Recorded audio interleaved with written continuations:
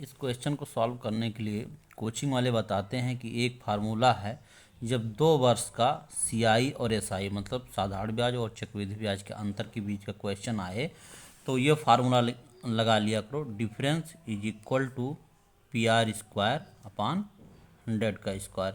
लेकिन आज मैं बताऊंगा कोई फार्मूला इसमें नहीं लगेगा। हो सकता है कोई बच्चा एग्जाम में ये फार्मूला भूल जाए तो वो कैसे सॉल्व करेगा इस क्वेश्चन को। इसलिए यहाँ पर कोई फार्मूला नहीं लगेगा, सिर्फ कॉन्सेप्ट पे हमको काम करना है। अच्छा, सबको पता है साधारण ब्याज, जब भी साधारण ब्याज की बात की जाती है तो सेम इंटरेस्ट चलता है, लेकिन जब चक्रवृद्धि ब्याज की बात की जाती है तो ब्याज पर ब्याज इसमें लगता है। तो ऐसे ही अब जैसे बोल रहा है 2 वर्ष के लिए 5% वार्षिक ब्याज की दर, तो साधारण ब्याज तो दोनों साल, पहले साल के लिए भी 5 ही रहा होगा और दूसरे साल के लिए भी 5 ही रहा होगा।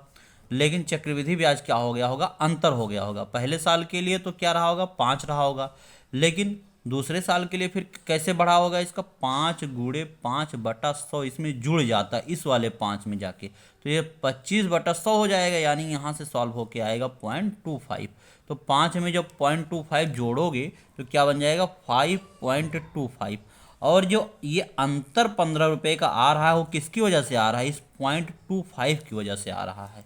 तो सिर्फ ये काम करिए, 0.25 को मान लीजिए किसके बराबर, 15 रुपये के बराबर मान लीजिए, बस आंसर निकल जाएगा। इसमें ये फार्मूला हमको याद करने की ज़रूरत क्या है, क्योंकि एग्ज़ाम में जब हम बैठते हैं तो बहुत सारा फार्मूला अपने दिमाग में लेके बैठते हैं, तो जितना कम से कम फार्मूला याद रखें वही हमारे लिए हितकर होगा, अच्छा होगा। क्योंकि बहुत सारा फार्मूला दिमाग में लेके बैठे रहेंगे तो कोई ना कोई फार्मूला भूल ही जाएंगे। तो 0.25 को हम क्या लिख लेते हैं, 1/4 लिख लेते हैं, बराबर 15 की लिख लिया। तो 1 की वैल्यू क्या आ गई, 60 की आ गई, तो 100 की मतलब 100% की वैल्यू क्या हो जाएगी, 100% मूलधन होता है, तो धन क्या हो जाएगा 60 और गुणे 100, यानी कि कितना रुपया आ गया, हाँ 6,000 रुपया आ गया। 6,000 नहीं, फायदा है सैकड़ा, 6,000 रुपया।